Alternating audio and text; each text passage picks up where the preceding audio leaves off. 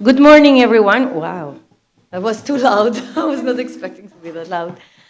Um, Thank you for coming. Good morning, and thank you for coming. The welcome in Roma. I'll give the floor to the vice dean or dean. Are you now vice rector? I'm not a vice.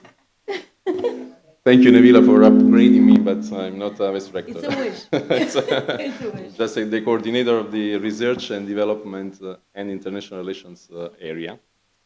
It's a pleasure to welcome you today. It's a pleasure to have Nabila and all the partners of the project. But let me say that it's a pleasure to have students, so young people that come to our university, because our university was founded, was born as an online, pure online university. Now we are transforming a little bit ourselves into a hybrid university. And I was telling Nabila a while ago that by March 2023, we will have a new international students dormitory, which will be located in one of our facilities here in Rome, a very beautiful facility. I don't know if this time you will have the chance to have a look at the building. I don't think that you will have the chance to have a look at the dormitory because they are working now, but you will have an idea of what will be. This project is very important to us. For sure, this project will pave the way for other projects with the partners that we have, because you know the project was very interesting. The partners were very collaborative, very workful, and so we are very fine to stay in this project. The topic is very interesting because innovation is, of course, is a topic which is central in any agenda of universities or governments or any kind of organization, and especially the collaboration among the whole stakeholders that are included in the innovation activities is fundamental. It's crucial for having results. So thank you for being here, and I hope that I will have time to follow a little bit the research papers that will be presented along these days. Thank you for welcoming us. And I don't need the mic.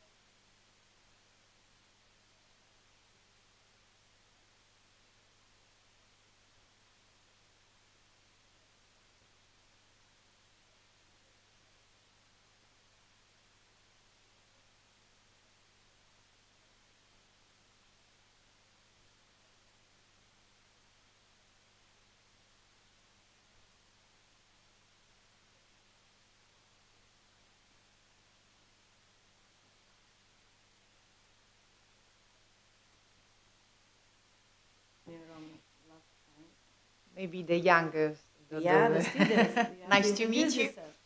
yourself. So actually, as you can read in the agenda, we will have a coffee and tea break around 11:30. We will see Thanks the for research, yes, of course. And close to here, you have a lot of bars. You can have nice coffee, espresso ones if you want, of course. And then we will have the lunch break. Also, close to here, we have a lot of bars and not just, yeah, bistro. And they have also fixed menu, like 10 euros. You can have pasta and also some meat. Many of you already know. And then in the afternoon, we stay here. So it's not like the other time that we went around all Rome. But this is our premises for the next days. So if you have problem with the Wi-Fi, I'll leave you also another password and another connection later on. And if you need any assistance for further things here in Rome, please ask me. I'm here. I'm born and raised in Rome, so I know a little bit about the city. She's trustful. You can trust it. Okay, so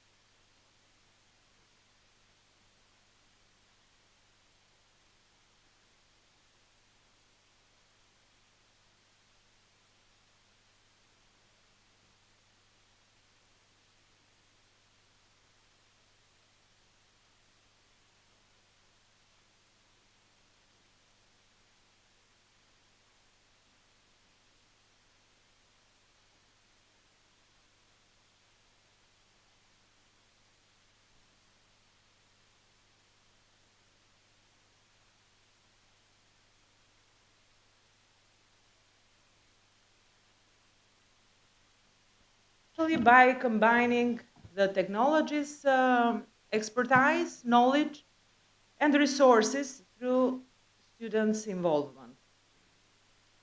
We take the case of tourism. We all know that tourism is one of the most important sectors of the economy and one of the main engines of the national growth. COVID-19 pandemic bring shock especially to those sectors that require physical interaction, paralyzing in this way the tourism sector. It was during 2021, it was the patriotic tourism which breathed new life to the sector. And regarding the recovery period, necessarily require not only market diversification, but remodeling the sector, cost cutting, increased cost-benefit ratio, and improved financial reconciliation process. And the students of Mediterranean University of Albania were focused especially on the finance department of one of the biggest tour operators in Albania, and especially for the reconciliation process of the invoices. Okay.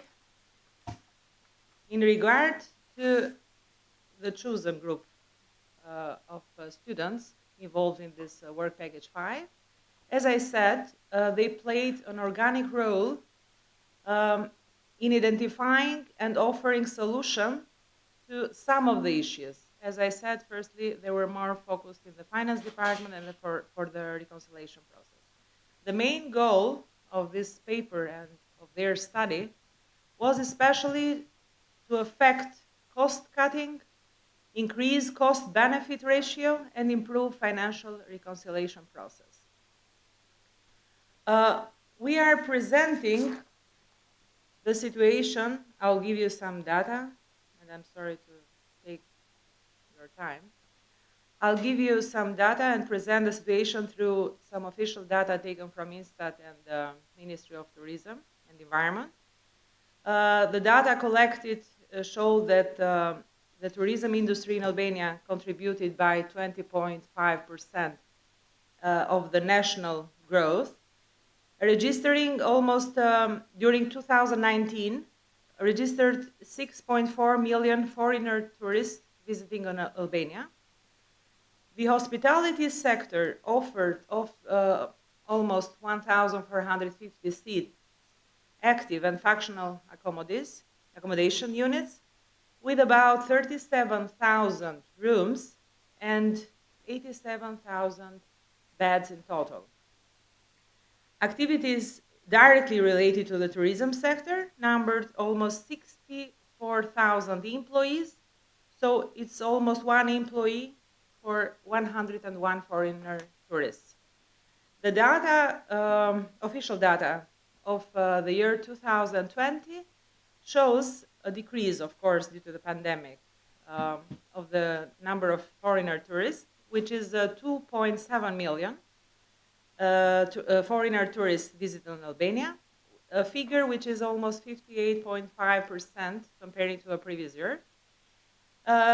Usually, during 2020, we had patriotic tourism, so the tourists from the region visited Albania, where predominate 52% from Kosovo, 14% from Northern Macedonia, 8% from Greece, 7% from Montenegro, and around 5% from Italy.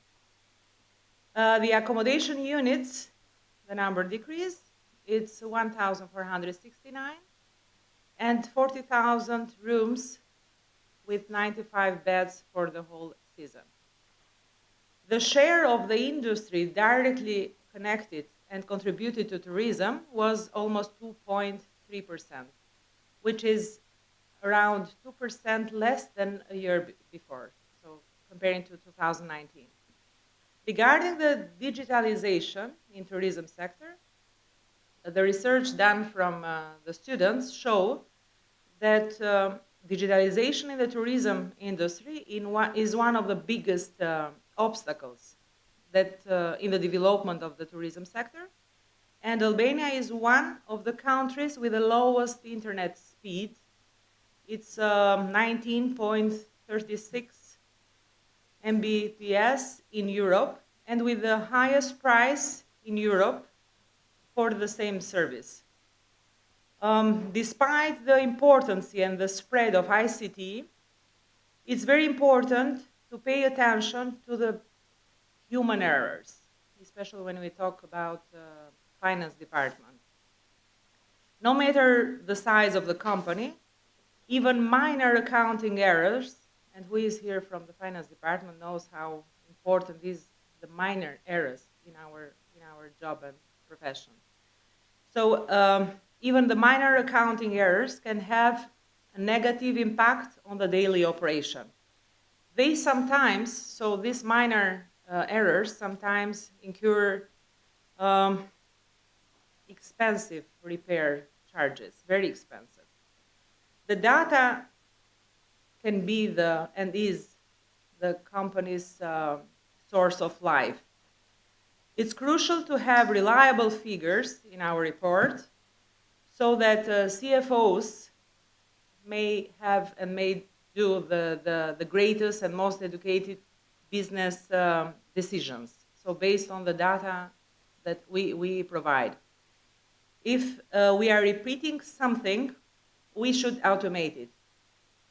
So it saves times, it's also drastically reduce the costs, operational costs, and the chance of human mistakes and errors. Our focus, as I said before, was the finance department of one of the biggest tour operators of Albania. So I will explain you shortly how the tour operators works. So they sign contracts with the airline companies, which are basically charters company, because there is a chain of flights, and we used to call charters. So one contract is with the airline company, is a base price. We have one price per each flight, and all the aircraft, the airplane which is part of this contract, has a fixed price per seat. We say flight cost, and it's just the amount of money divided by the number of seats that the plane has. The price provided to the tour operators, when we say a cost per seat, is included the airport taxes, which in the main contract is a flat price and a flat tax, regardless the age of the passenger is. So it's adult or child, it doesn't matter. In the cost is included as an adult tax.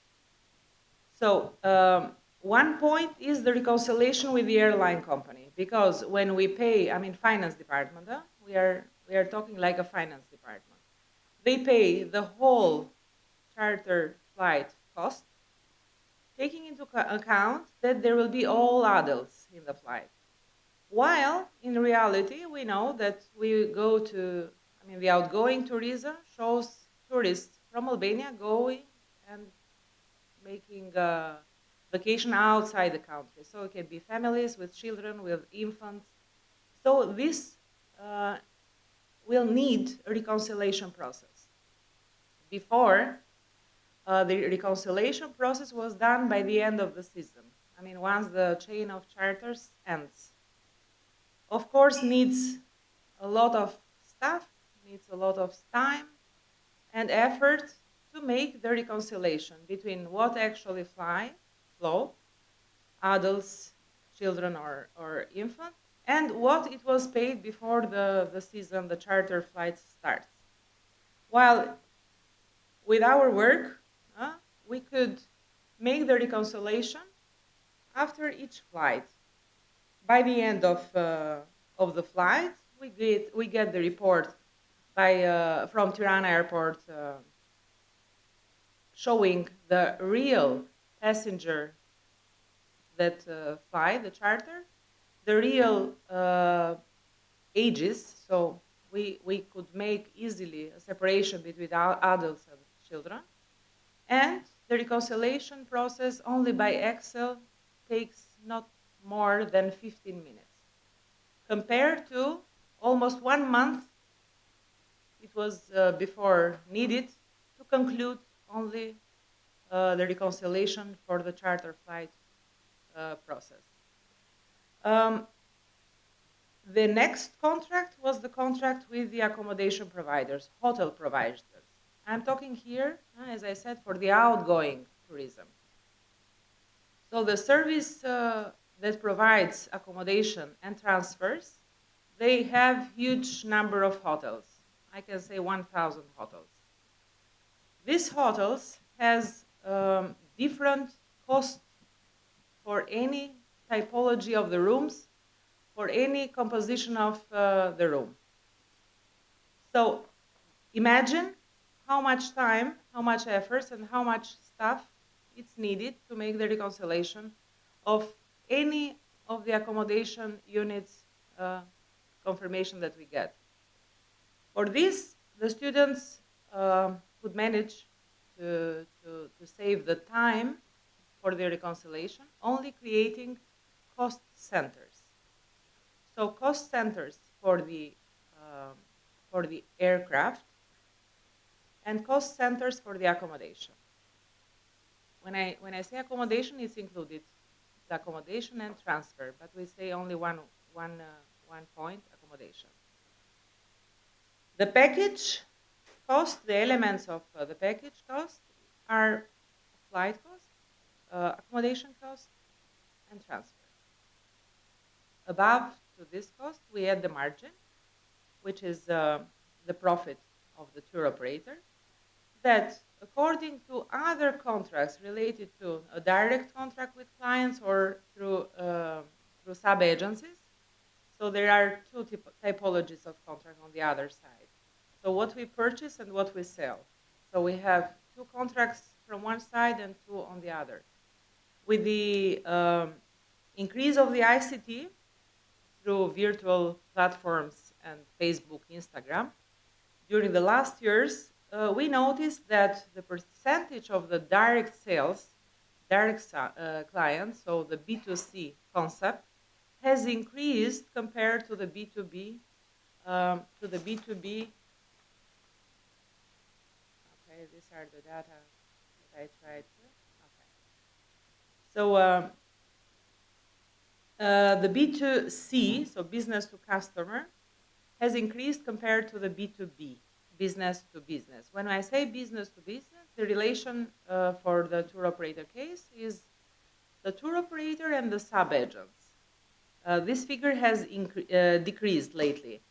Of course, by increasing the B2C, the profit margin of the tour operator increased, because we all know that business-to-business condition, in the business-to-business relation, a significant part of the margin is absorbed by the sub-agency, which sell the product to the final client. As I said, each operation, all these contracts with the detailed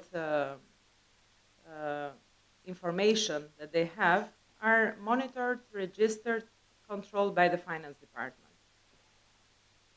Taking into account the diversity of tourism products and accommodation structures, it's a very critical and voluminous process in the controlling of invoices with the hotel providers, and automating this process, of course, saves cost, time, and avoid human errors. Regarding the phase of reconciling invoices, okay, this is the picture of reconciling only one part of the invoice for the tour operator. This is including accommodation and transfer. The phase of reconciling account payable, so financial program and operator of accommodation structures, as well as accounts receivable, which is comparing and reconciling financial program with the client or sub-agencies, requires little time and human resources after the change of procedures related to center configuration. So our students concepted and put in place the cost center issue and in the program. So they could do it easily in Excel by using formulas. So they could easily make the cost saving and time saving on the reconciliation process. As a conclusion, when accountants use digital technology, efficiency is increased and operating costs decrease. Of course, this study shows that it requires a combination of the right processes supported by integrated system and technology, and all this can deliver and communicate appropriate information to the management for the right decision making.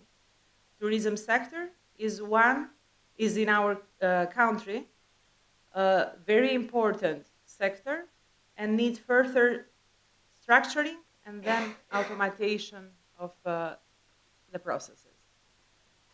Thank you.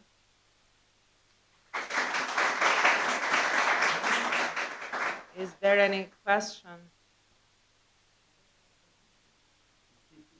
Okay, for more information, you can have a look on the study. It's more detailed.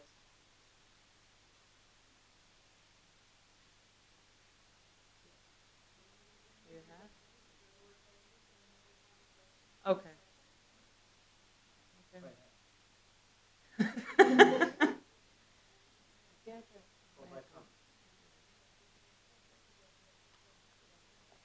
Po patjetër. Merr mua. E kemi? Po, do ta lëroj unë. Jo, se fika. Do heq këtë?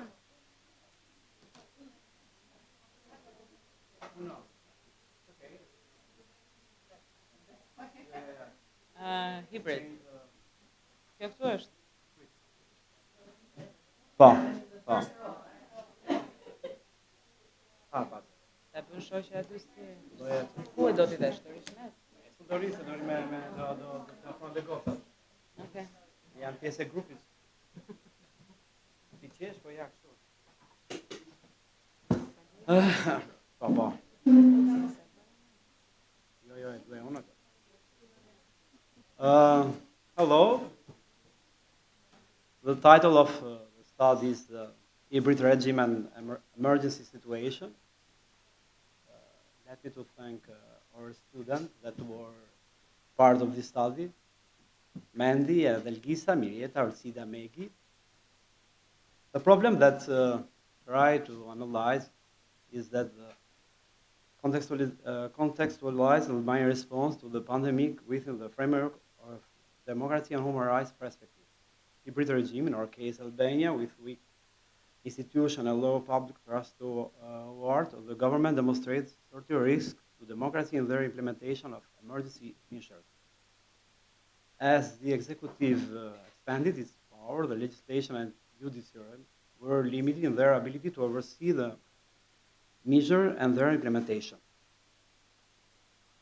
Main question that we have in this study is that what impact does the pandemic have on a country with hybrid regime in terms of the expanse of executive power over other power? Hypothesis: countries that have lacked strong democracy and consolidation are more likely to expansion of executive power over other power in a pandemic situation. We choose for case study Albania because you know very well compared with another country that are hybrid regime, and use three methods: text analyze, interview, and focus group. About text analyze, we use a document from Oxford, IDA, Mr. Foundation for Democracy, Council of Europe, etc. About the interview, we realized 7 interviews Liz Bilon is the person that we organized the release interview. About the focus group, we organized 2 focus groups. One focus group representative from for NGO and staff of line ministries, and second focus group by for media, mass media, and main TV in Albania. We choose 2 periods the first period is March-May, the second is September-December. The reason is that to analyze and to see what factor change or stay constant both periods during the pandemic in Albania. And important in this study is that to find the indicator that we serve to make analyze about the behavior of power. For this reason that choose 4 principles referred material to Council of Europe, and I need to presentation 4 principles that serve us to make analyze. First, principle of legalities, specify the rule of law should prevail even during an emergency. States should follow constitutional provision when coming up with new legislation and executive decrees. New laws passed during the pandemic should comply with the domestic constitution as well as international standards, and they must be reviewed by the Constitutional Court as well as the European Court of Human Rights. The Parliament should provide necessary oversight of the emergency legislation. This is the first principle. The second principle that applied during the pandemic is the limited duration of the state of emergency and its measures. The power that the government received during the state of emergency to issue decrees with the force of law should be temporary. Parliament must decide whether and under what condition it will be necessary to prolong the emergency measures. The identifying continuation of emergency power is not permitted by international human rights and democratic principles. This is the second principle. Third principle of necessity stipulate that emergency measures should achieve their goals with as few as possible change to normal democratic rules and procedures. Furthermore, measures should be as narrow as possible in scope as should not result in a carta blanca given by the legislator to executive. Thus, while the executive may issue emergency decrees, it should not make broad fundamental legal reform during the state of emergency that would lead to abuse of power. The fourth principle that use refer to the distribution of power and checking executive action. During a crisis such as pandemic, the executive must be able to act quickly to address the situation and protect public health in the interest of national security. That may involve the central authorities bypassing local and regional authorities in order to coordinate the crisis response until the situation is resolved. On the other hand, parliaments must still oversee the executive by verifying that emergency measures are justified. These are 4 principles that use to analyze behavior of power in Albania. The study funding. First principle, legality was partially fulfilled, despite the fact that the declaration of state of emergency was carried out in accordance with constitutional procedure and provisions, but the high number of normative acts and the impossibility of review them in Parliament and beyond undermine the legality of this act. According to the monitoring conducted by ISP for the January and July 2020 period, the Albanian Parliament approved a record number of laws, a total of 115 laws were approved, as compared to 55 and 57 laws in the same period for 2018 and 29. During the March 15, June 23 period, the Council of Ministers adopted 30 normative acts with the force of law. It's important to know for you, you know because you are from Albania, but in the person here. In this period, the Constitutional Court did not function, had not quorum to take issue or to make decisions. Albania met the second principle of the immediate duration of the emergency and measures. The emergency laws apply for 3 months in Albania. The period of March, June, in the measure taken by the government, the tendency of minimize the spread of COVID-19 at the expense of economy effect and different social category and different sector of the economy predominated.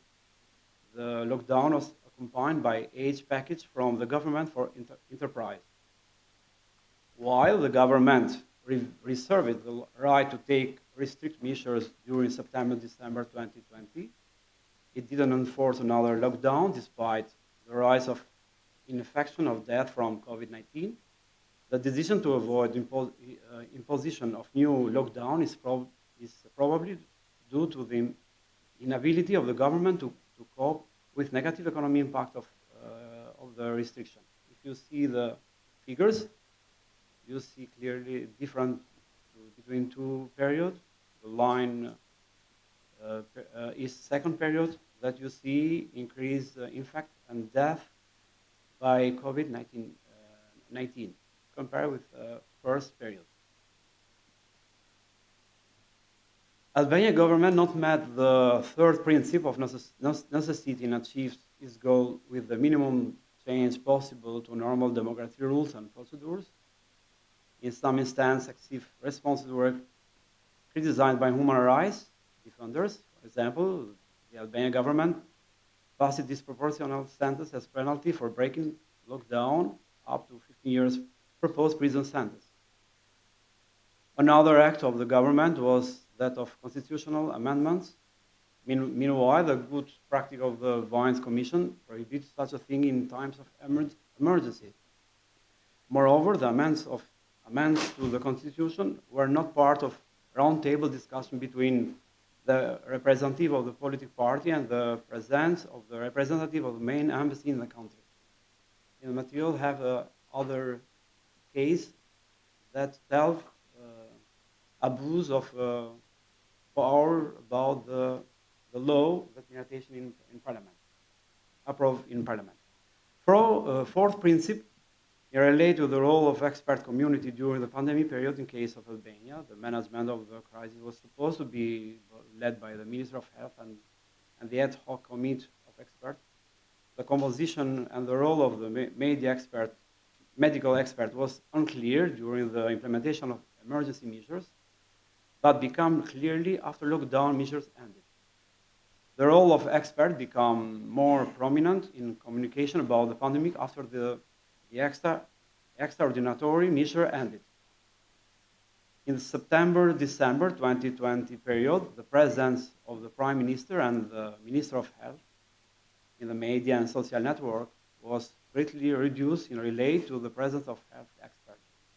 The technical committee of experts became the main source of information on the pandemic situation. Their presence in media, press conference, and public debate was more noticeable in this period. Technical committee of experts made public their recommendation before every decision taken by the line minister. About the role of Parliament during this both period. During the period of March-May 2020, the Albania Parliament did not hold a single question and answer session on the COVID-19 situation. Furthermore, Parliament did not set up a commission to investigate the epidemic and did not set up a monitoring structure and measures taken by the executive branch. The role of media in both periods. In the first weeks of pandemic is not only related to the role of Prime Minister to censor the media, but members of media themselves were found unprepared to face such a situation.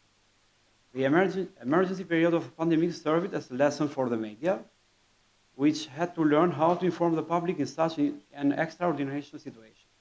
During October-December 2020, the government was more open with transparent with the media.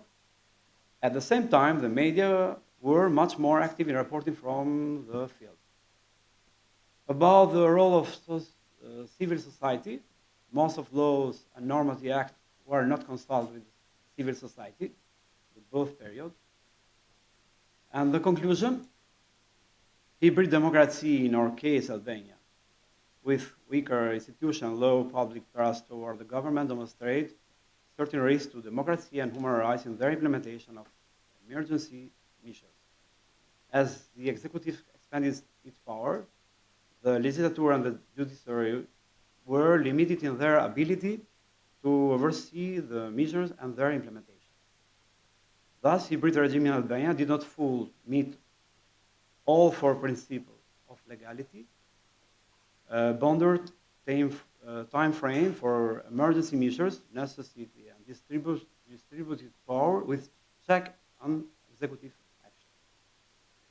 This is our conclusion that we have about this situation or problem that we analyze. If I have any comment or question, why not?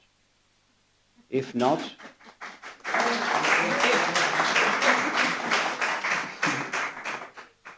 thank you for attention. Okay.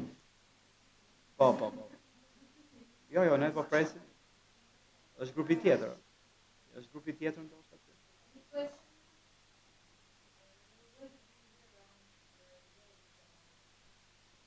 Any question aligned in the night?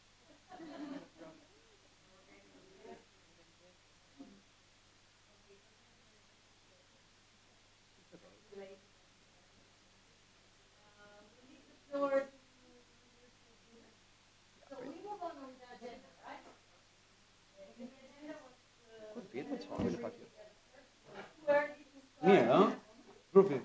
Mirë, dolën mirë. Bravo.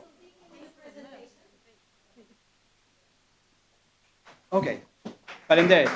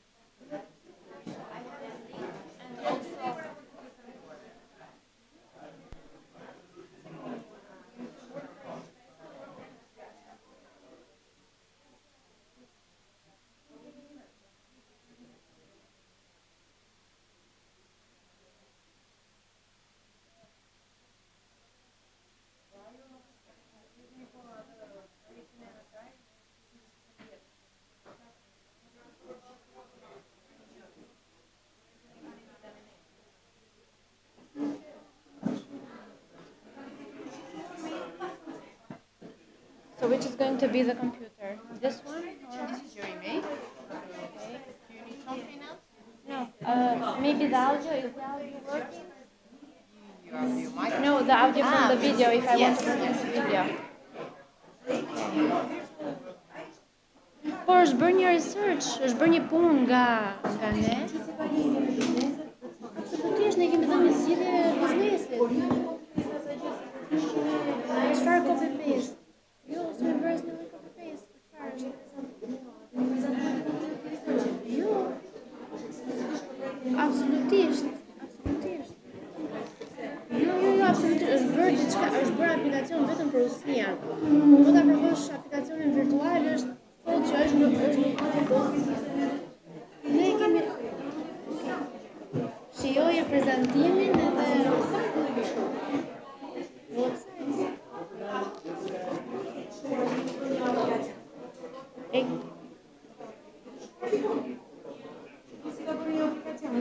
do të prezantohet sot edhe patjetër që do publikohet.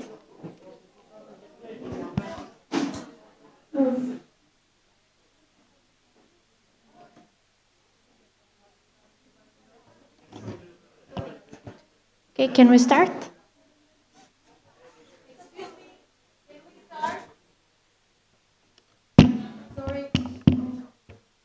Hello to everyone. My name is Wendy from the Alexander Masiu University of Durrës. I've been working for 4 years at the Multimedia Lab, and for 2 years I've been working with the VR development. So as you've seen from our title, we have done a research regarding a promotional campaign for a library using virtual reality.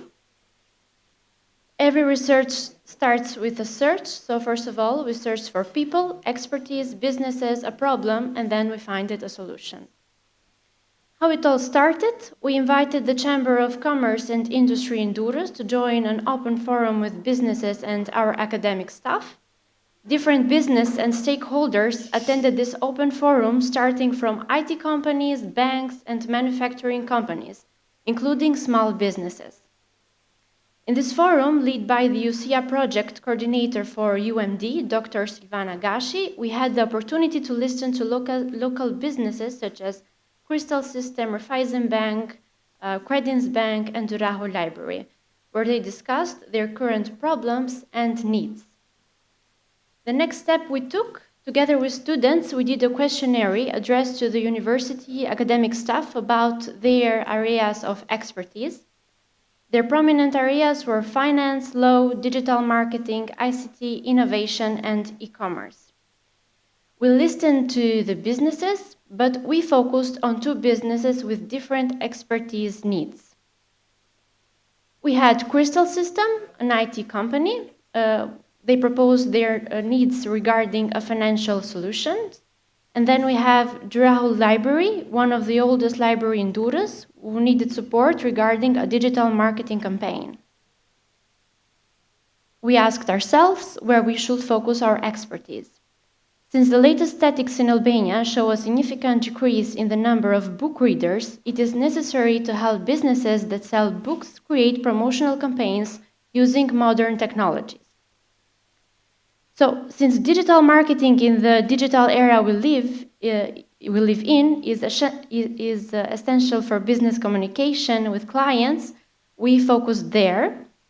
But we didn't want to offer a regular digital marketing that included the presence of the business on different social media platforms.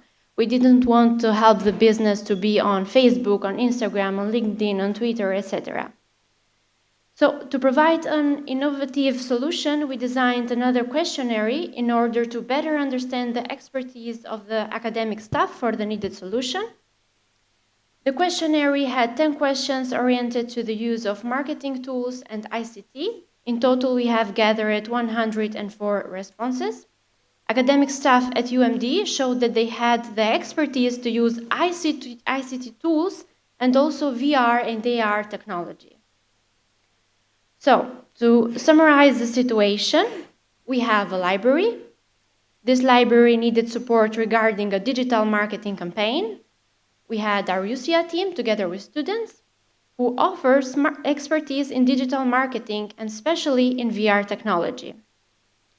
So the question was, can we design a marketing campaign using VR?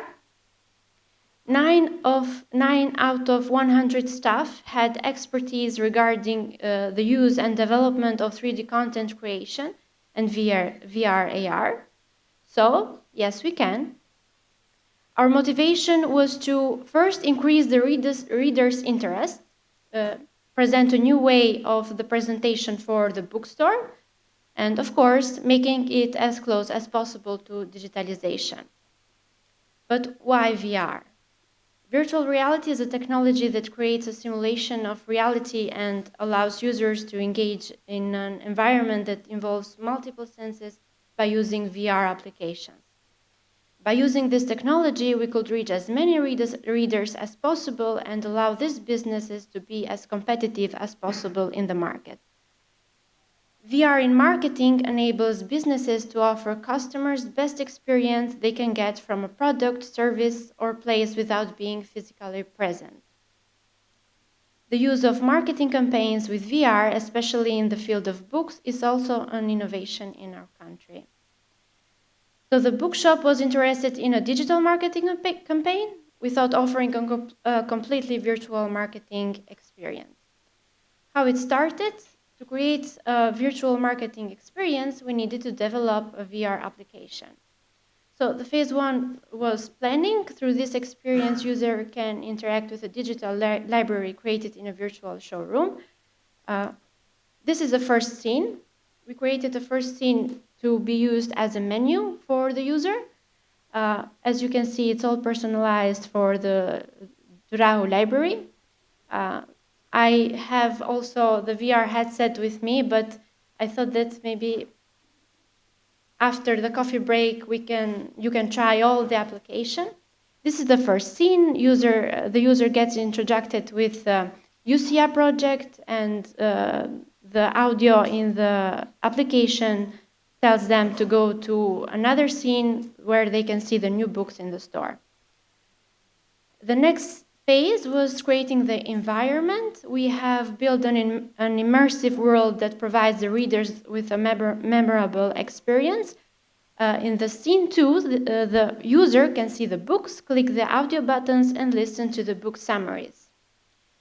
This is the scene 2. As you see, it's like a showroom. New books are in the application. User can click the audio buttons and listen to the book summaries, and maybe if they like it, they can buy it.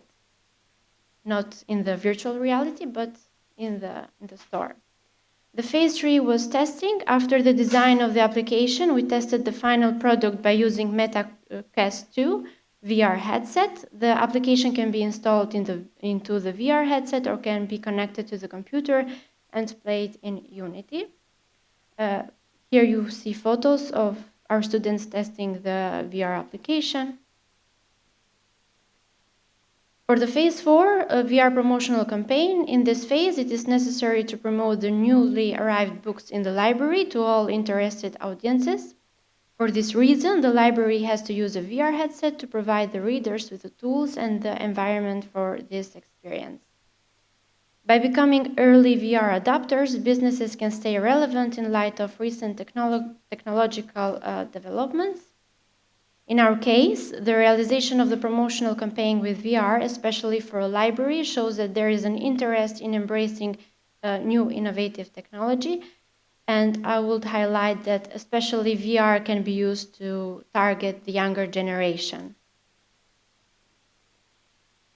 It is for sure that early adopters of virtual reality technology may deliver new ways of promoting content, allowing them to create engaging and memorable content for their audiences. So to support small local businesses, we managed to create a promotional campaign with the most innovative technology. The solution offered by us was not only efficient, but also will help the new generation mainly to turn their attention to book reading. This solution can also be implemented in other businesses. We took Durahu Library first because it was one of the oldest library in Durrës, and the second one, as we have seen from the statistics, young people are now far away from reading books. The solution offered by the academic staff of Alexander Moisiu University showed the potential of universities not only in learning, but also in providing practical solutions for businesses. This approach illustrates an example of a great collaboration between universities and businesses to help raise awareness of society through the use of technology.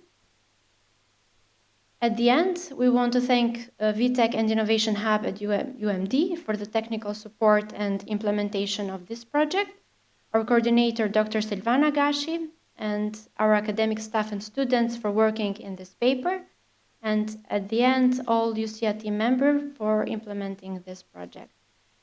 If you have any question, thank you for listening.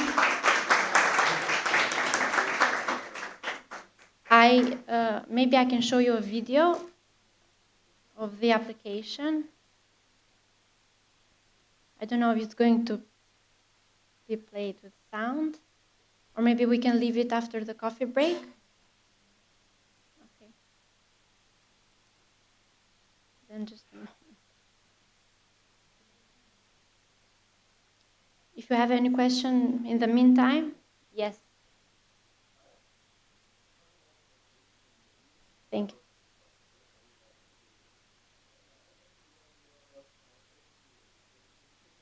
Sorry, I didn't hear well.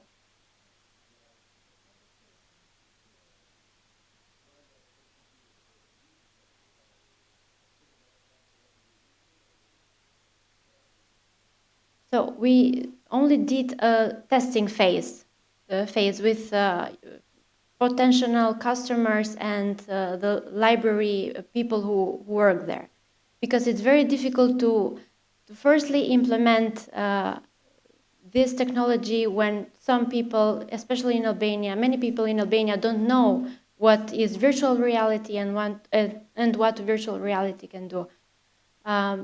Of course, we first need to train the people who work in this business to be adopted with this technology, and of course, we did only a demo application. So this application needs to be updated, and of course, the staff needs to be prepared to change, for example, new books, to implement new audio, etc. We tested. Of course, it's strange for people, and it's a new world. It's an immersive world, and we also did another research, actually, for virtual reality, and together with students, they say that they prefer both ways. It's okay, it's a new technology, but regarding going to the library and checking the book itself, opening it, this application, as you have seen, it's not only you go to the library, you take a book and open it. It doesn't work like this. You go to the library virtually, you press a button and you hear the audio summarize of the book. This is the main goal of this application. It's not only opening the book and reading, for example. Of course, of course. If you have another question.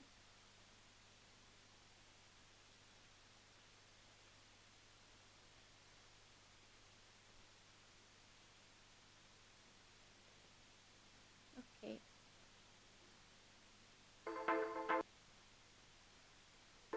Kjo është një librari digjitale ndërtuar në kuadër të projektit U-SIA, The Working Package 5 dhe 6.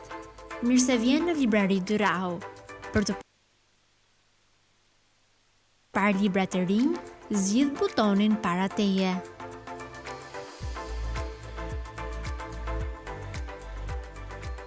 Të pëlqen të lexosh? Këtë javë, këto janë librat e fundit të publikuar pranë librarisë tonë. Ti mund të zgjedhësh të teleportohesh dhe të marrësh informacion për secilin libër në butonat përkatës.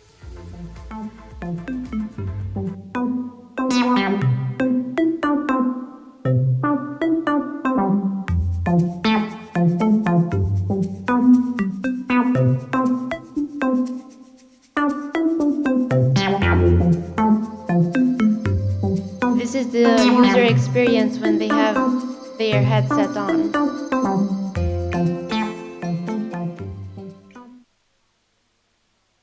Yes, thank you.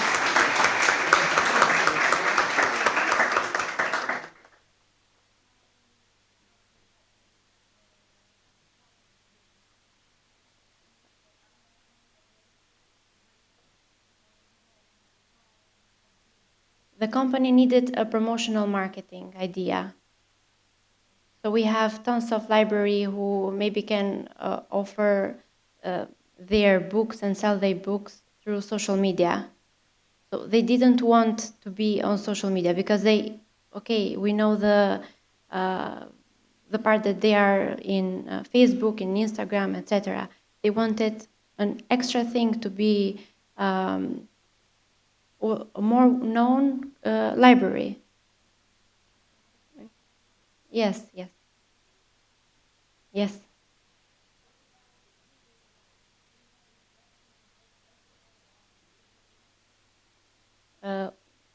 In our questionnaire, we did a questionnaire just to see the capacities of our academic staff. We have done applications with VR labs. I have done an app with the multimedia lab that we have. So maybe we can see it another time, or maybe after the coffee break, where I prepare the headset, because it takes time to prepare the headset, to turn it on and to connect it with the computer.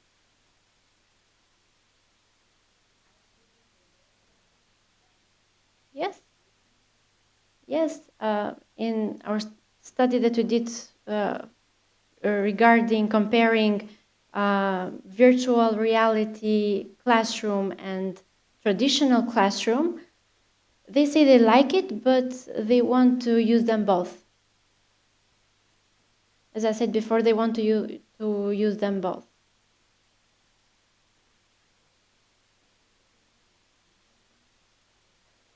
If you have another question.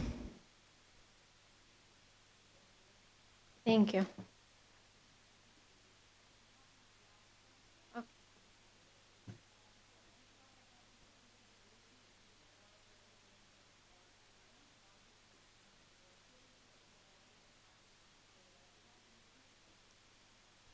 This can be used through a website.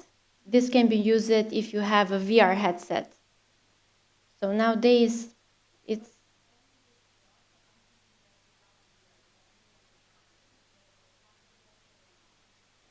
but you can't have the same feeling.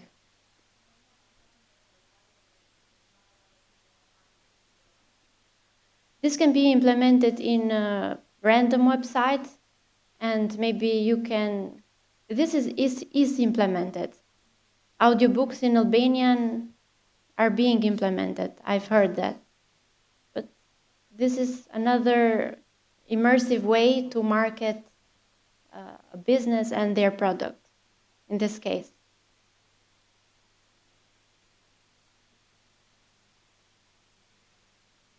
Another one before I leave? Okay, thank you.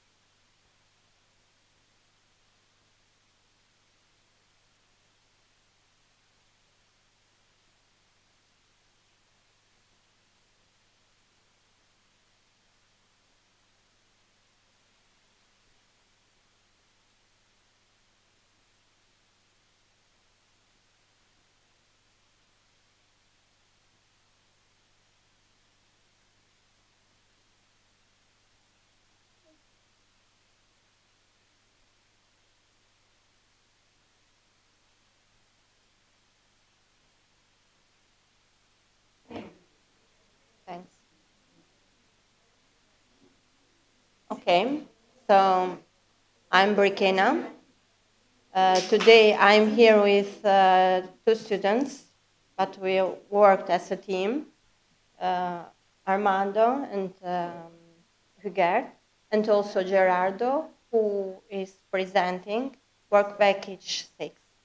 So let's begin with work package 5. Pilot at university to business cooperation through secondary researcher program.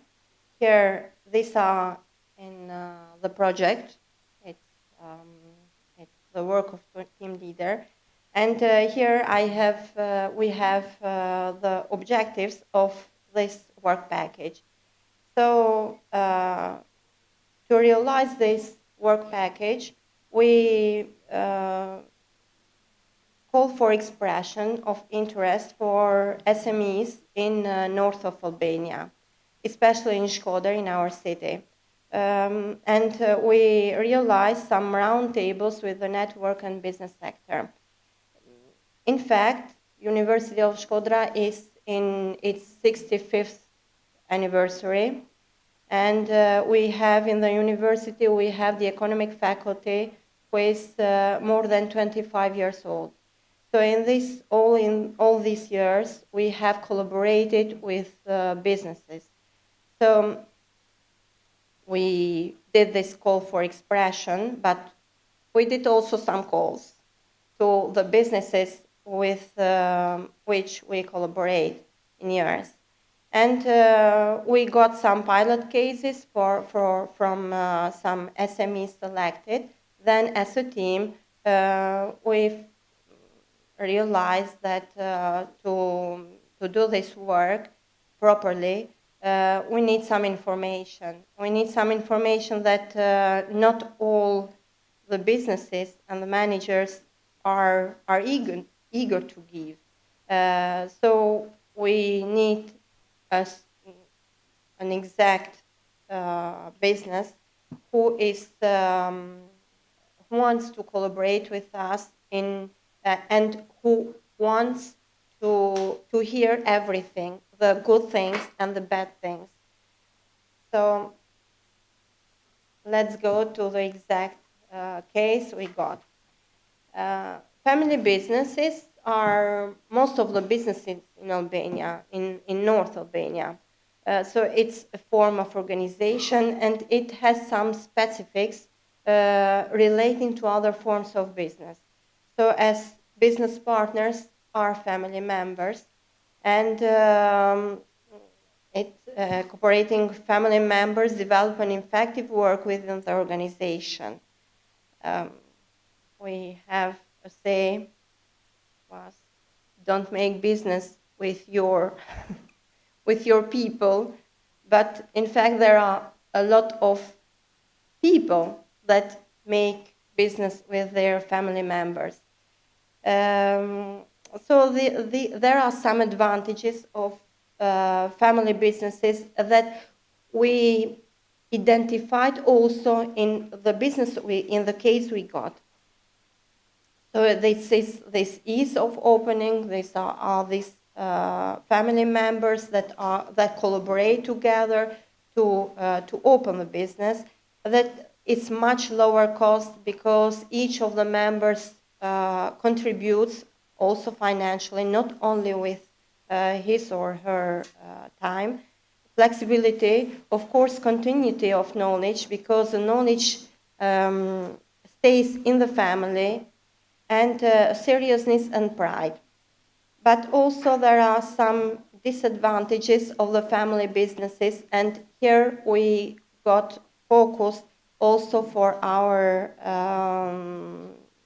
recommendations for the business.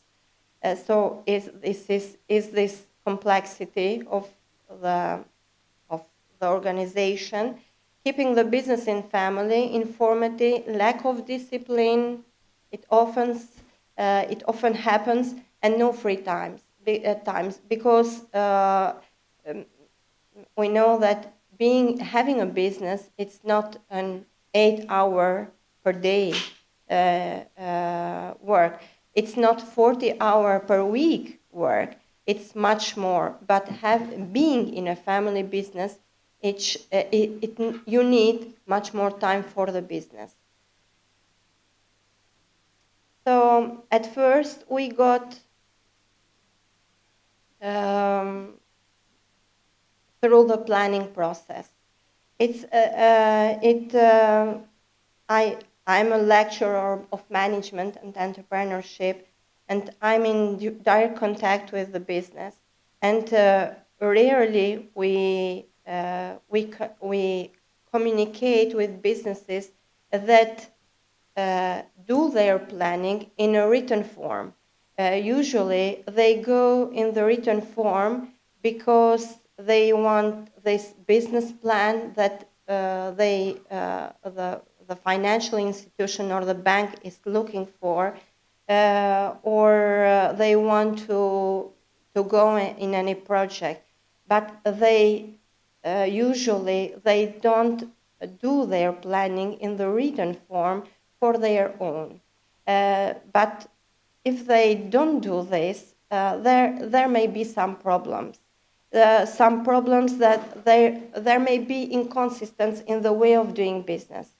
So if we plan something and we don't write the plans, the strategy, the objectives, and so on, then there may happen something that are not predictable, and then you begin to justify your way of doing the things. But in this justification, you go then in this inconsistency. So you are missed in the future plans you had done before. The business doesn't have the clear path of the future, and the organization may lose the synergic effect of its resources. So everybody does its work very good, but they don't collaborate so good with each other in order to make the overall objective, the overall aim, that is profit of the business. So the business we got is a bakery, and that it's very known, Arista, in Shkodër, but it's going also national. So at first, before we analyzed the business, and we got a SWOT analysis. SWOT analysis, it's a very easy tool. Everybody can do it. Even we can do it for ourselves. And I'm sure that all the managers do it. But they don't do it in a written form. And there is the inconsistency. So this case, this business, has very quality products. It's very well known in our city, and also, as I said, it's going national with its products. They have their local loyal customers, and they have excellent relationships with their employees. So, except the family members, there are a lot of its employees that are there from the beginning of the business. But there are some weaknesses, and perhaps the guys will go further with those because they don't have measures to evaluate operational performance. They does not realize the cost analysis for all its products. So the products need to have their technological card, and relate to that, they need to have their cost analysis for each of products. They don't do that. And we have professor from the Faculty of Law, and she's she criticized very much the registered trademark. They don't have a registered trademark. There are some opportunities for this business, as they need. There is the need in the market for quality products. So we have a lot of this kind of product. but there's a need for quality products. National market is a huge opportunity for them, and tourism is a strong effect on seasonal demand, especially in north of Albania. We have for 3 months in the of the year, but we have tourism spread during all year. They have it has a strong effect on the demand. But there are some threats, and they are related just with our national and international situation. So there is this unclear long-term legal situation. In fact, the minimum of the pay in Albania have changed just last month, and a lot of businesses were it was something that was discussed for a lot of time, but it was unpredictable that they did the change just the 15th of September. So there is this imagine when we have to plan in the long term. It's this volatile raw material prices that go also in the international market because of the uncertain international situation. So does the business have a written mission? No, they didn't have. But we go through writing the mission, discussing with them. So their mission is to offer quality duff and pastry products through a high standard service to make customers feel fantastic in their taste. And formulating this mission, it was interesting. It was a path interesting also for them because it was the finalization of some discussion and some communication with them. And it was interesting for them to bring all their wants in just one sentence. And the vision is to be one of 5 leader companies in the national market, as they are in the beginning of going in national market for duff products within a period of 7 years. And for sure, the aim is maximizing profits. So here is the legal issues of the case. So it's a family. Going through the registration. Me, as I'm an economist, I went through its Qendra Kombëtare e Biznesit ÇKB, and it was all okay. So they have all their documents there. They were registered a registered business, and so for me, it was okay. But and they have also their employees registered, and it was everything okay. But then going through details, our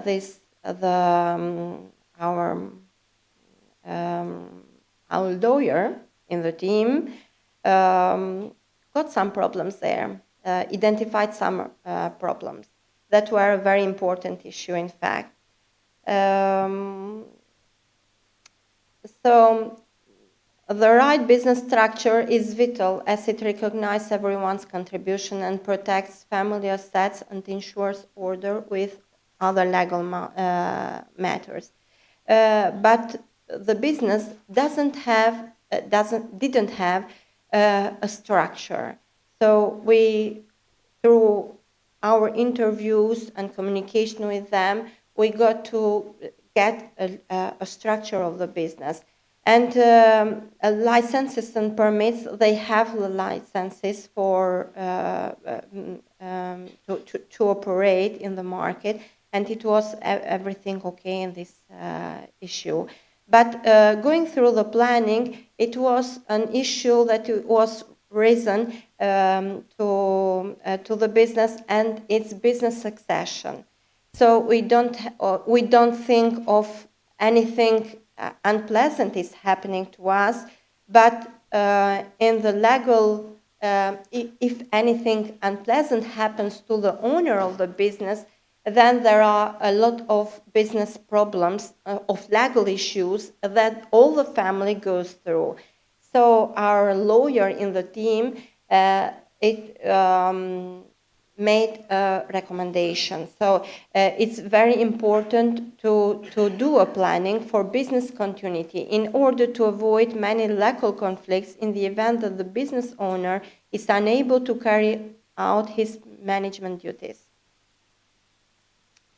So there is also the problem of the money. So everything goes in one place as we are family, but looking from the legal point, it's a reason for a lot of conflicts. So to eliminate this problem, the family members must agree to keep family and business finances separate, something that hasn't been before. And about the intellectual property. So legal access to elements of industrial property, patenting of inventions, trademarks, and trade secrets. It wasn't an issue that was risen before at the business. And also relating to contracts with third parties, they have some contracts, but not everything is put in contract. So there is the rental contracts, supply contracts, etc. Because it's important that any relationship with third parties must be formalized and clearly define the rights and obligations of the signing parties. So here is the subject name, legal form, field of activity, and trademark, that is Arishta. So regarding the registration, is everything okay? The commercial entity Arishta is equipped with a license for the exercise of commercial activity, production and trading of food. The validity period of the license is unlimited. Also, the commercial entity is equipped with a Type C environmental permit that is it's obligatory for this kind of business. So it's okay in this direction. But we identified some legal problems related to implement contracts between the business owner and non-family workers.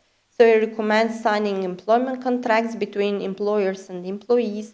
The employment contract provides employees and employers with an easier way to understand their respective rights and obligations, and is a key element of the formal economy. It's not a widespread thing in the private organizations to us. So it's a recommendation we have for the business and for the businesses.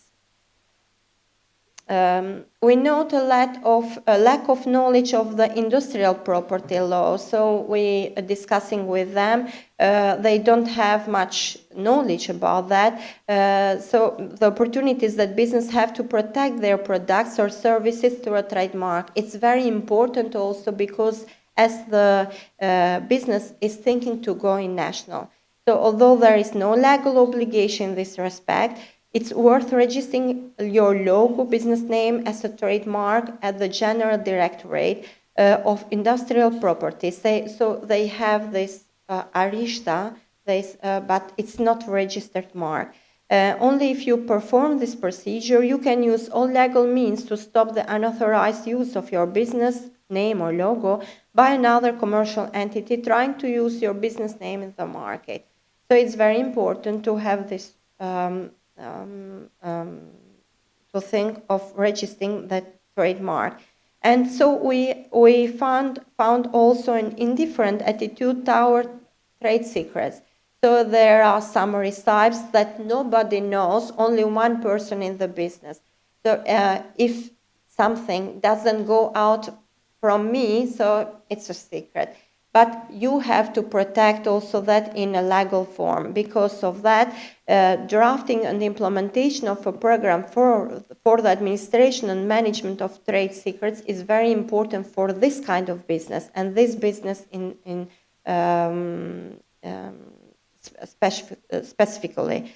This program should include periodic audits of trade secrets, educational policies on staff members on the importance of trade secrets and other industrial property rights, as well as the drafting of confidentiality agreement for the protection of confidential information considered trade secret, something that it's unthinkable to the business, and I think to all the businesses. We also know the lack of constructive business succession plan, as I said before, which specifies the future management of the business. It's never too late to start thinking about the moment when you will need to transfer your leadership role to your successors, because something happens to you or because you don't want anymore to be related to the management of the business. So the passing of a family business from one generation to another cannot be left to chance. There are also difficulties occurring in the complex nature of the family business. So our recommendation is to create a structure that builds on your data and goals for the present and the future in mind. So the structuring should be such that it should allow the inclusion of professional figures who are not only from family ties. Find ways to communicate the values and objectives that are becoming these structures and enterprise to both your family members and family employees in the business. So, and also about family dynamics, a leader must be able to clearly define everyone's role and responsibility, something that it's not happening in the business, as everything is everybody's duties. So if they have anything to do and the person is not there, then they can call their family member, another family member, and call for him or her to get and do the duties. And that is not okay in the business, because everyone has to be its roles and responsibilities. Making sure that family members are treated the same as all other employees without privileging them or punishing them undeserved. If the founders of the business intend to scale a company, they need to understand the importance of getting the right professionals for the right role in the leadership roles. And because we noticed to them, not everything can be done by them. For some duties, they need some professional help, as for legal issues, for example, or financial issues, or communication issues. Learn to separate business finances from family finances. So to us, it was, at that business, it was a big problem, because business finances were not separated from family finances. And the arrangement of an official document of the family members who exercise their profession for the company, for the business, where they are reported by the duties of the relevant services so far, helps to avoid unnecessary disputes that are in the progress of the work. But that's not enough. The founders of the business must also decide how they will reward the family. And here comes the need to understand that the income of the business is not the personal income of the founders, the managers, or their families. And also provide the range of skills needed for the business development, identification of persons who constitute value for the company, and their support to be formed with those human, professional, and technical skills necessary for the company. So here is the lack of qualified human resources that it's very important to have in the business. So relating the internal management system, we go through the financial issues, and the guys are going through. Hi everyone. As the professor mentioned before, our business operates in the manufacturing sector, producing baked and pastry goods. Lately, the activity is growing and the processes are being more intensive. However, today's market conditions and the overall economic conditions are very turbulent, and the costs of direct materials might vary. This period of time is affected a lot by the high inflation, which has caused and might continue to have a bigger effect on the business performance. Right now, the business has already felt the crisis effects because the most of costs have been risen, the majority of costs have been risen, especially the main cost of the direct material, which is flour. And this has significantly affected the business profits. In comparison with historical financial data and with the other financial data that the business has provided us, the high inflation and also previously the pandemic has had the most biggest effects and it has been the most turbulent time of the business existence. From the financial perspective, the main issues that we have seen at the business are increase in material costs, high fixed costs, high variety of mixed product, lack of product profitability analysis, and the market uncertainty. So right now, the management needs immediately to review the functions and to emphasize the need to grow control. So as a first step, after some face-to-face meetings, on-site visits, we have concluded that there is not a specific way how the information flows inside the business. There is a lack of internal management control system there. The accountant is not able to estimate day-to-day production processes, even though an internal analysis is made at the end of the month. In recent periods of time, as I mentioned before, due to the COVID-19 trade restrictions and due to the war between Ukraine and Russia, the majority of costs have been risen, especially the direct costs of the main products, that in the information that we have, most of them are risen about 50%. So knowing that Albania is a country that is a generally importing country, that has affected a lot of the businesses of Albania in general, especially in this case Arista that we have under analysis. So the purpose of management control system is to ensure that strategies are carried out so that the objectives are attained. If a manager discovers a better way how the task should be done, so that the management should not prohibit him from doing so, even though conforming to a budget is not necessarily good and departure from a budget is not necessarily bad. So as a first step, we have constructed an activity flow chart based on observations we have made on site, and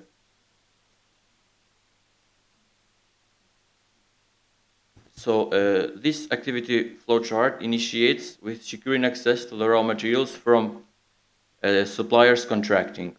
And this is one of the most important phases and the most important functions, because if the raw materials are in a better quality, then possibly the final product will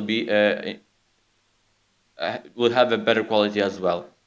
So after the raw materials are secured, they are moved to the inventory of raw materials, where the main purpose of this inventory is to keep and maintain this product in better conditions, and before they are transported to the bakery and pastry activity, where this is the process where the product is transformed and is divided in bakery and pastry, because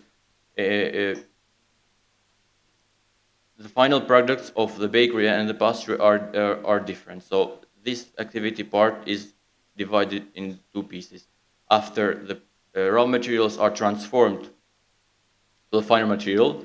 They are moved to the inventory of finished product. This inventory is used also as the first one to maintain and to preserve the product utility. And after they are moved there, almost the final phase is at the display counter, where these products are sold to the customers and also or clients, and also they are moved to the other branches of the business in other parts of Shkodra or in other cities of the Albania.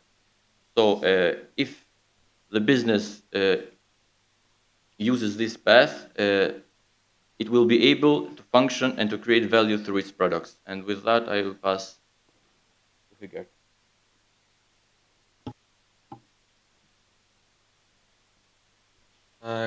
Good afternoon, everyone. My name is Sigurd. So thanks to Armando, we learned about more business, how it works. And here, right now, we are going to see more in depth how human resources makes the business function. So as we know, Arista is family owned, and most workers are from the family, which are also indicated by blue squares in the chart. So let's see, a manager is in the center, which connects every segment and also gives approves for recipes which cookers provide. And also his duty is to find furnitures, which goes directly to inventory manager. Also manager gives financial reports to economists. Later on, after product is finished, product goes from inventory to salesperson, where also the economic data goes directly to economists. And later on is sold to clients and other branches. So as we can see, in every data communication, economist is crossed. So what's the problem of the business? The problem is the communication between segments. The data is not correct, so the data of cost analysis from segment to segment doesn't go correctly. It's full of mistakes, and sometimes it's not even calculated. So to fix after a bunch of interviews, we came in conclusion to create a digital warehouse. So how this digital warehouse is going to work? So first of all, we're going to create a digital warehouse for each main product, so which is bread, pasta, and sweets. After that, we're going to create some sub digital warehouses for each product, which belongs to those three main ingredients, three main products. For example, different type of breads, cakes, etc. So in the first phase, it is on inventory level. So every time cookers finish a product, they are going to add the data in real time in the computer. For example, how much flour or salt they used. By doing so for each product. So this is gonna help us a lot because we are going to get rid of paperwork and also mistakes. And the cost is calculated on daily basis and not in weekly or monthly level. This is thought to take at least 1 year to get implemented in the business, which is also indicated how fast workers are going to get used to it. And after it succeeds, we are going to upgrade this warehouse to a second level, which is going to be on product level.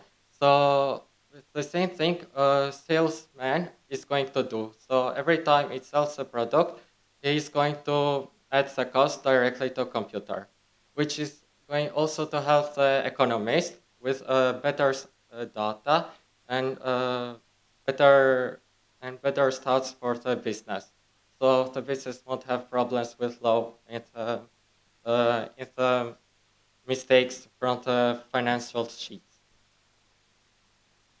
So to conclude, in conclusion, we need to develop the software to train the employees, which is the most important part of this project, and finance the process. And some preliminary outputs, we are need to do the daily estimation of inventories, and the most important thing, communication through line production, and also a control of raw materials usage, which is going to be the part which puts the workhouse in function. Also, segmental analysis and reporting, which is going to help us in finding the break-even point analysis. Thank you for your attention.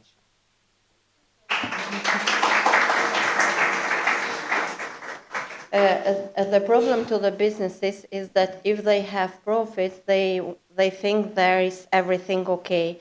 But especially in this time of uncertainty, the businesses needs to think more on their efficiency and effectivity.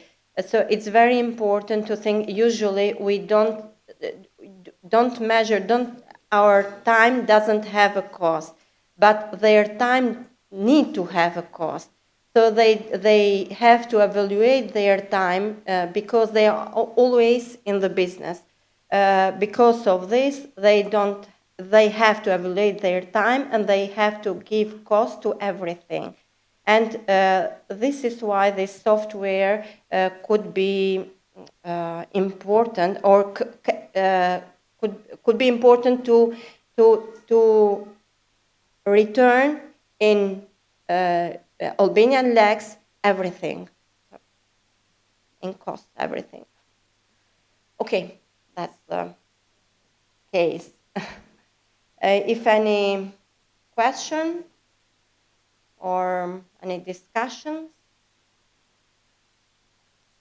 or we can go on the next work package. Okay. Thanks.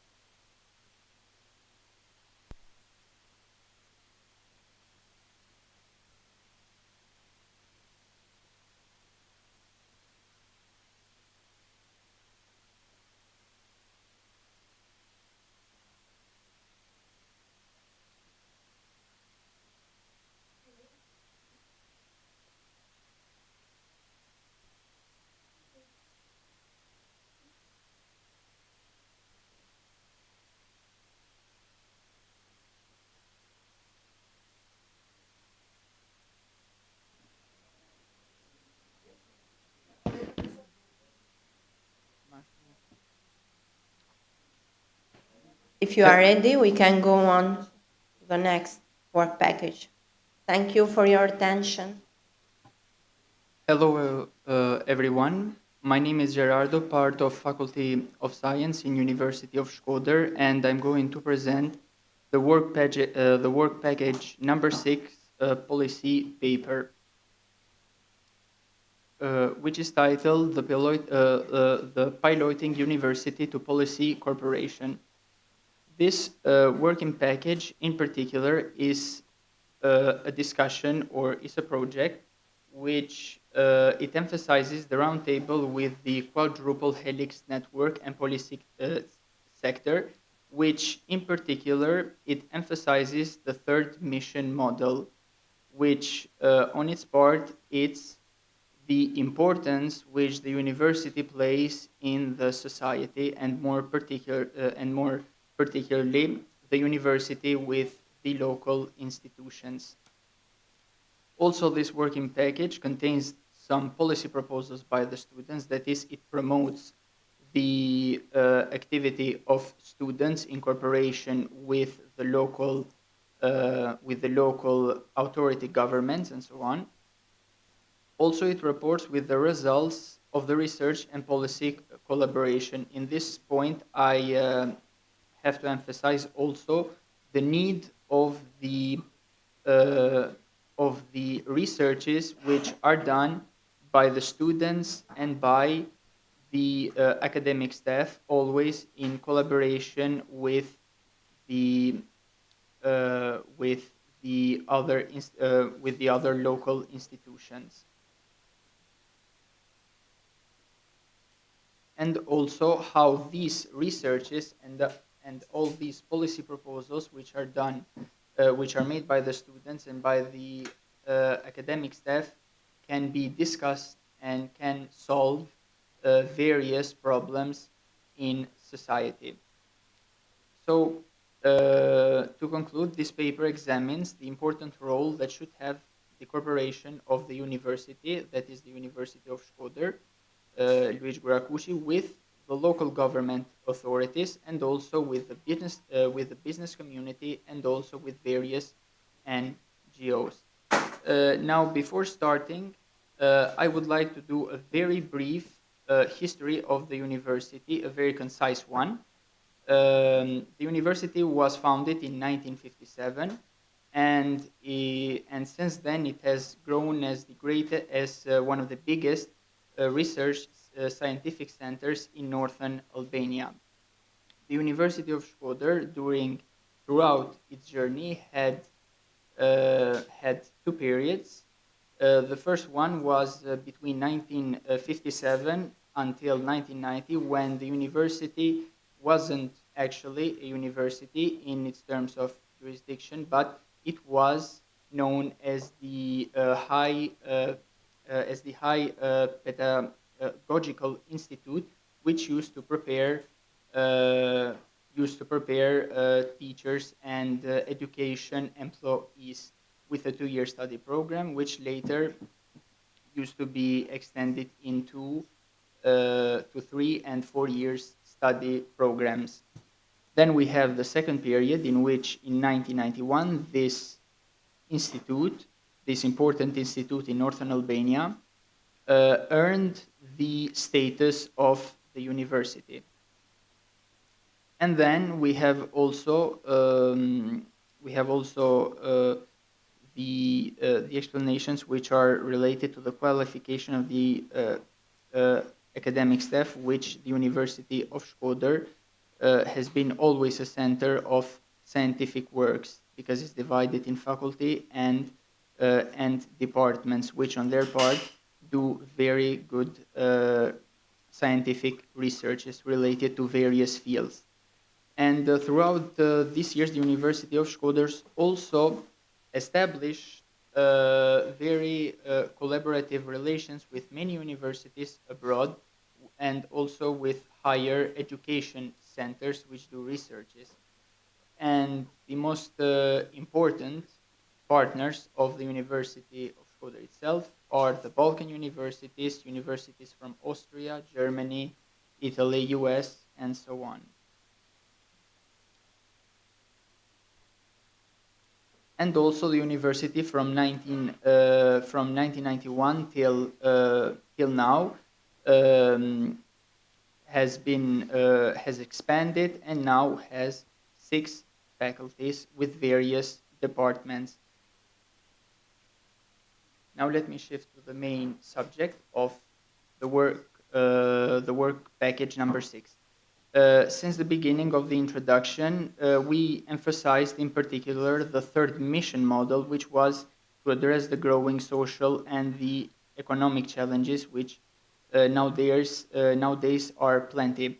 And in order to reduce these problems, various studies proposed this third mission model in order to shrink these various problems which concern the society and also the economy. And university can play a very crucial role in shrinking these problems, thanks to the application of the third mission model. And the third mission model has 2 main priorities. The first one is the target use and transfer of the academic knowledge to help resolve the diverse social challenges, and also the transfer of various innovations in the form of corporation. Also, the third mission only focuses on 2 areas, the area of culture and the area of education, mostly. As for the area of culture, the university can and must cooperate with the municipalities, since the latter are the most important source of support for culture in this sense. And since this region in particular, the region of Shkodër, has a very compelling history and has produced a lot of history throughout the ages, the area of culture should be the main focus of cooperation between the university and between the local government authorities. For example, we had a very successful collaboration one time with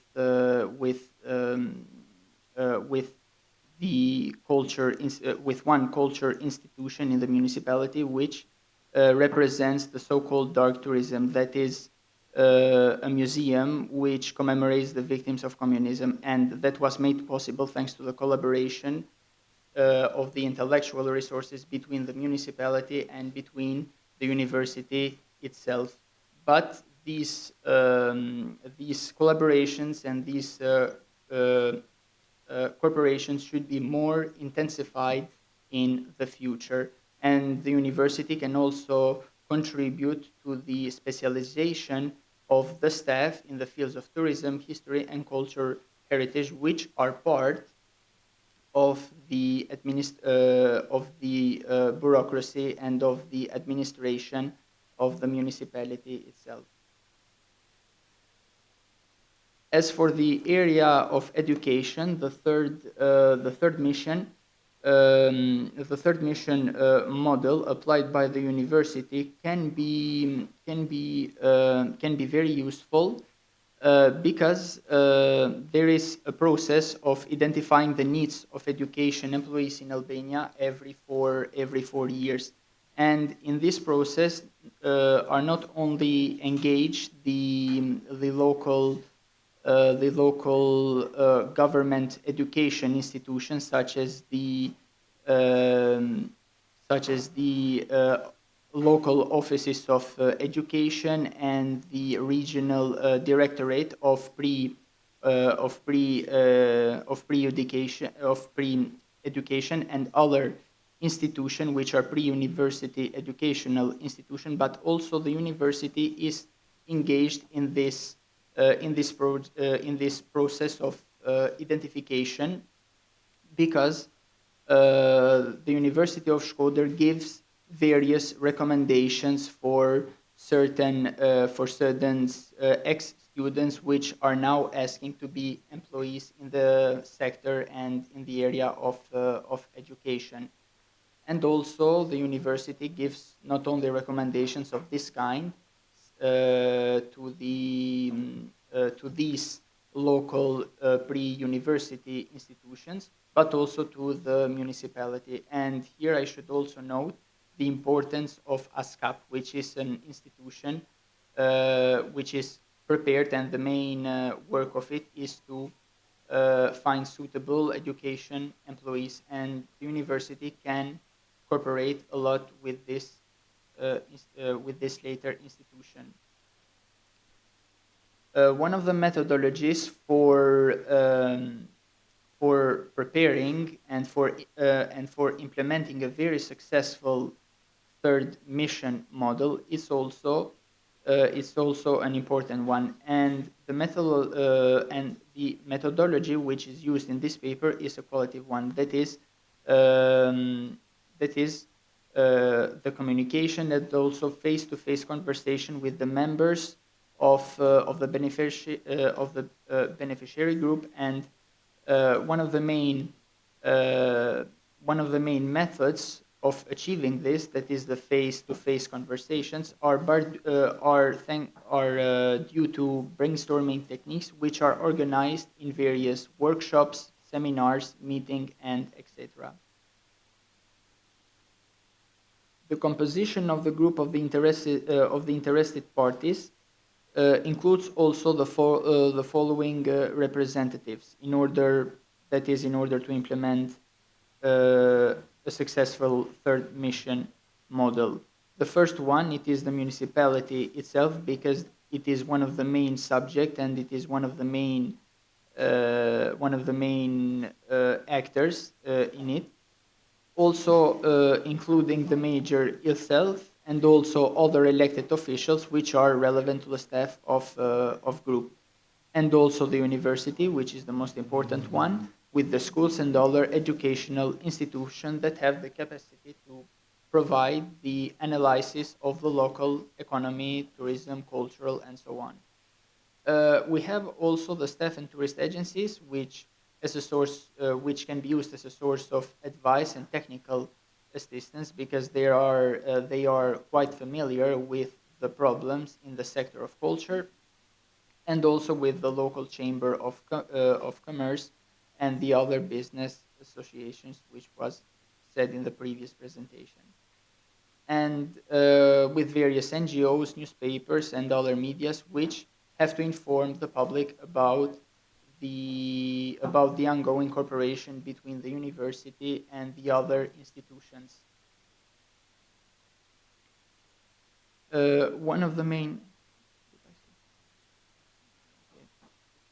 to conclude in this work package, you have to carry out effectively its role in the economical and social development. That is, the university must develop ways to work with all its capacity to develop a consensus and commitment to a vision for the future and for the plan to achieve it.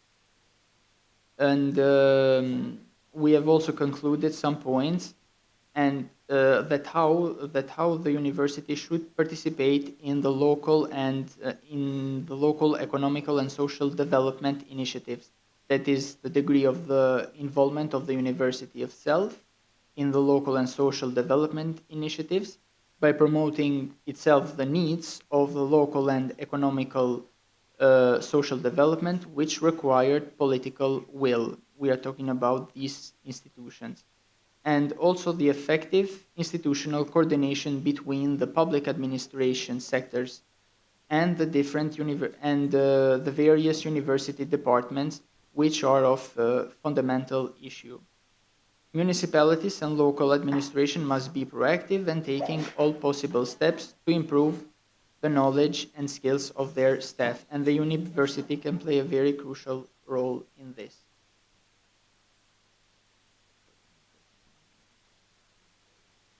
And we end up with some recommendations at the end of this work package. Both institutions should engage in cooperation between them, that is the university and the other local governmental institutions. Both institutions should engage in cooperation between them to ensure that its needs and concerns are clearly understood and supported by relevant policies. We also highly recommend the exchange of human resources capacities of the institution in didactic activities, especially in the area of education. Also the organizing of specific joint courses, training, open lectures or seminars, which are used to specialize more the employees in the area of culture or even in the area of education. And also the support and mutual cooperation in the organization of these scientific research projects of University of Shkodër, as well as the organization of the first and second, third cycle studies. Thank you for your attention.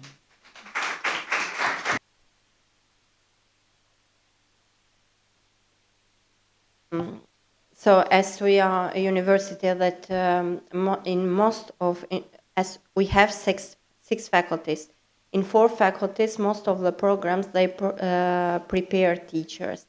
So we insist very much in their lifelong learning, that it's an important issue.